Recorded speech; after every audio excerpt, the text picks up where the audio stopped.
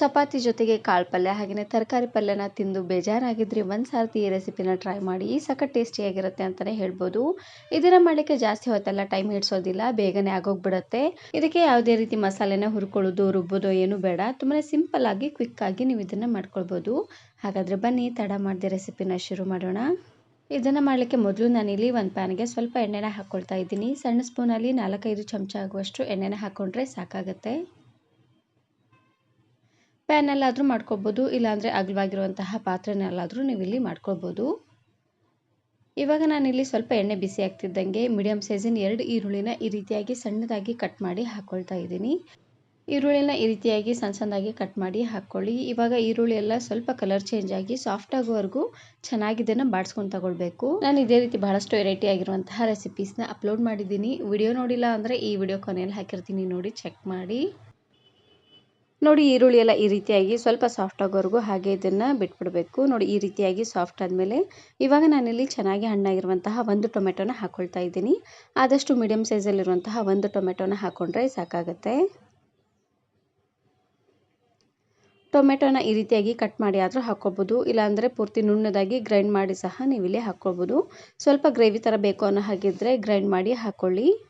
ಇವಾಗ ಟೊಮೆಟೊ ಬೇಗ ಸಾಫ್ಟ್ ಆಗಲಿ ಅಂತ ಇದಕ್ಕೆ ನಾನಿಲ್ಲಿ ರುಚಿಗೆ ತಕ್ಕಷ್ಟು ಉಪ್ಪು ಹಾಗೆಯೇ 1/4 ಚಮಚ ಆಗುವಷ್ಟು ಅರಶಿನ ಪುಡಿನ ಹಾಕ್ಕೊಂಡು ಬೇಯಿಸ್ಕೊಳ್ತಾ ಇದ್ದೀನಿ. ಉಪ್ಪು ಹಾಗೆಯೇ ಅರಶಿನ ಪುಡಿನ ಹಾಕಿ ಬೇಯಿಸೋದ್ರಿಂದ ಟೊಮೆಟೊ ಬೇಗ ಸಾಫ್ಟ್ ಆಗುತ್ತೆ. 1 ನಿಮಿಷವರೆಗೂ ಚೆನ್ನಾಗಿ ಇದನ್ನು ಬೇಯಿಸ್ಕೊಂಡ್ರೆ ಸಾಕಾಗುತ್ತೆ. ಇವಾಗ ನಾನಿಲ್ಲಿ ಮೇಲ್ಗಡೆ ಮುಚ್ಚಳನ ಮುಚ್ಚಿ ಉರಿನ ಪೂರ್ತಿಯಾಗಿ ಲೋ ಫ್ಲೇಮ್ನಲ್ಲೇ ಇಟ್ಟು ಬೇಯಿಸ್ಕೊಳ್ತಾ ಇದ್ದೀನಿ. ಇವಾಗ ನೋಡ್ತಾ ಇರ್ಬೋದು ಟೊಮೆಟೊ ಎಲ್ಲ ಪೂರ್ತಿ ಸಾಫ್ಟಾಗಿ ಚೆನ್ನಾಗಿ ಬೆಂದಾಗಿದೆ. ಇವಾಗ ನಾನಿಲ್ಲಿ ಸ್ಪೂನಿನ ಸಹಾಯದಿಂದ ಈ ರೀತಿಯಾಗಿ ನೀಟಾಗಿ ಸ್ಮ್ಯಾಶ್ ಮಾಡ್ಕೊಳ್ತಾ ಇದ್ದೀನಿ. ಈ ರೀತಿಯಾಗಿ ಮಾಡೋದ್ರಿಂದ ಟೊಮೆಟೊಲಿರುವಂಥ ಹುಳಿ ಎಲ್ಲ ಚೆನ್ನಾಗಿ ಬಿಟ್ಕೊಳ್ಳುತ್ತೆ. ಹಾಗಾಗಿ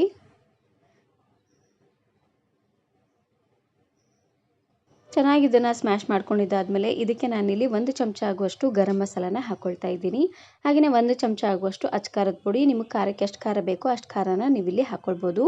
ನೋಡಿ ಖಾರ ಪುಡಿ ಹಾಗೆಯೇ ಗರಂ ಮಸಾಲ ಇವೆರಡನ್ನ ಹಾಕ್ಕೊಂಡು ಒಂದು ಸಾರ್ತಿ ಈ ರೀತಿಯಾಗಿ ಚೆನ್ನಾಗಿ ಇದನ್ನು ಮಿಕ್ಸ್ ಮಾಡ್ಕೊಂಡು ತಗೊಳ್ಳಿ. ಖಾರ ಪುಡಿ ಹಾಗೆಯೇ ಗರಂ ಮಸಾಲಾನ ಹಾಕ್ಕೊಂಡು ಜಾಸ್ತಿ ಹೊತ್ತೆಲ್ಲ ಬೇಯಿಸೋ ಹಾಗಿಲ್ಲ, ಬೇಯಿಸಿದ್ರೆ ಪೂರ್ತಿ ಒತ್ತೋದಂಗೆ ಆಗಿಬಿಡುತ್ತೆ. ಹಾಗಾಗಿ ಈ ರೀತಿಯಾಗಿ ಚೆನ್ನಾಗಿ ಇದನ್ನು ಮಿಕ್ಸ್ ಮಾಡಿಕೊಂಡು ಇವಾಗ ನಾನಿಲ್ಲಿ ಸ್ವಲ್ಪ ನೀರನ್ನು ಹಾಕ್ಕೊಳ್ತಾ ಇದ್ದೀನಿ. ನೀರನ್ನು ಹಾಕ್ಕೊಂಡು ಲೋ ಫ್ಲೇಮ್ನಲ್ಲೇ ಇಟ್ಟು ಚೆನ್ನಾಗಿ ಇದನ್ನು ಕುದಿಸ್ಕೊಂಡು ತಗೊಳ್ಬೇಕು. ಟೀ ಕುಡಿಯೋಂಥ ಕಪ್ಪಲ್ಲಿ 1 ಕಪ್ ಆಗುವಷ್ಟು ನೀರನ್ನು ಹಾಕ್ಕೊಂಡ್ರೆ ಸಾಕಾಗುತ್ತೆ.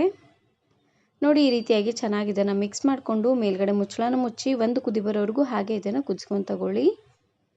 ಒಂದು 2ರಿಂದ 3 ನಿಮಿಷವರೆಗೂ ಚೆನ್ನಾಗಿ ಇದನ್ನು ಕುದಿಸಿದ್ರೆ ಸಾಕಾಗುತ್ತೆ. ನೋಡಿ ಈ ರೀತಿಯಾಗಿ ಚೆನ್ನಾಗಿದು ಕುದಿ ಬಂದಾದಮೇಲೆ ಗ್ಯಾಸನ್ನು ಆಫ್ ಮಾಡ್ಕೊಳ್ತಾ ಇದ್ದೀನಿ. ಗ್ಯಾಸನ್ನು ಆಫ್ ಮಾಡಿಕೊಂಡು ಇದಕ್ಕೆ ನಾನಿಲ್ಲಿ ಮೊಟ್ಟೆನ ಒಡೆದು ಹಾಕ್ಕೊಳ್ತಾ ಇದ್ದೀನಿ. ಗ್ಯಾಸನ್ನು ಆಫ್ ಮಾಡಿನೇ ಹಾಕ್ಕೊಳ್ಬೇಕು, ಇಲ್ಲಾಂದರೆ ಮೊಟ್ಟೆ ಎಲ್ಲ ಪೂರ್ತಿ ಒಡೆದೋದಂಗೆ ಆಗಿಬಿಡುತ್ತೆ. ಹಾಗಾಗಿ ನಿಧಾನವಾಗಿ ಈ ರೀತಿಯಾಗಿ ಒಂದೊಂದೇ ಸೈಡ್ ಹಾಕ್ಕೊಳ್ಬೇಕು. ನಾನಿಲ್ಲಿ ಒಟ್ಟು 2 ಮೊಟ್ಟೆನ ಒಡೆದು ಹಾಕ್ಕೊಳ್ತಾ ಇದ್ದೀನಿ. ಮೊಟ್ಟೆನ ಹಾಕ್ಕೊಂಡು ಇವಾಗ ಉರಿನ ಪೂರ್ತಿಯಾಗಿ ಲೋ ಫ್ಲೇಮ್ನಲ್ಲೇ ಇಟ್ಟು ಒಂದು 2ರಿಂದ 3 ನಿಮಿಷವರೆಗೂ ಚೆನ್ನಾಗಿ ಇದನ್ನು ಕುದಿಸ್ಕೊಂಡು ತಗೊಳ್ಬೇಕು. ನೋಡಿ ಈ ರೀತಿಯಾಗಿ ಚೆನ್ನಾಗಿದು ಕುದೀತಿದ್ದಂಗೆ ಇವಾಗ ನಾನಿಲ್ಲಿ ಮತ್ತೆ ಹೊಳಿಸಿ ಬೇಯಿಸ್ಕೊಳ್ತಾ ಇದ್ದೀನಿ. ನೋಡಿ ಈ ರೀತಿಯಾಗಿ 2 ಮೊಟ್ಟೆನೂ ಚೆನ್ನಾಗಿ ಹೊಳಿಸಿ ಮತ್ತೆ ಒಂದು 2ರಿಂದ 3 ನಿಮಿಷವರೆಗೂ ಚೆನ್ನಾಗಿ ಇದನ್ನು ಬೇಯಿಸ್ಕೊಳ್ಬೇಕು.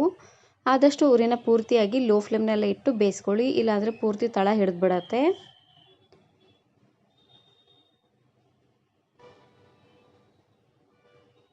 ಇವಾಗ ನೋಡ್ತಾ ಇರ್ಬೋದು ಒಂದು 2ರಿಂದ 3 ನಿಮಿಷ ಆಗಿದೆ. ಹಾಗೆಯೇ ಮೊಟ್ಟೆನೂ ಸಹ ಚೆನ್ನಾಗಿ ಬೆಂದಿದೆ. ಇಷ್ಟು ಬೆಂದರೆ ಸಾಕಾಗುತ್ತೆ.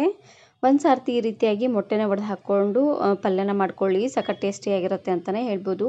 ಇದನ್ನು ನೀವು ಚಪಾತಿ, ಅನ್ನ ಹಾಗೆಯೇ ಪರೋಟ ಜೊತೆಗೆಲ್ಲ ಸರ್ವ್ ಮಾಡ್ಕೊಬೋದು. ತುಂಬಾ ಚೆನ್ನಾಗಿರುತ್ತೆ. ಈ ವಿಡಿಯೋ ಇಷ್ಟ ಆದರೆ ಈಗಲೇ ಒಂದು ಲೈಕ್ ಬಟನನ್ನು ಕ್ಲಿಕ್ ಮಾಡಿ ಫ್ರೆಂಡ್ಸ್ ಆ್ಯಂಡ್ ಫ್ಯಾಮಿಲಿ ಜೊತೆಗೆ ಶೇರ್ ಮಾಡಿ. Thanks for watching.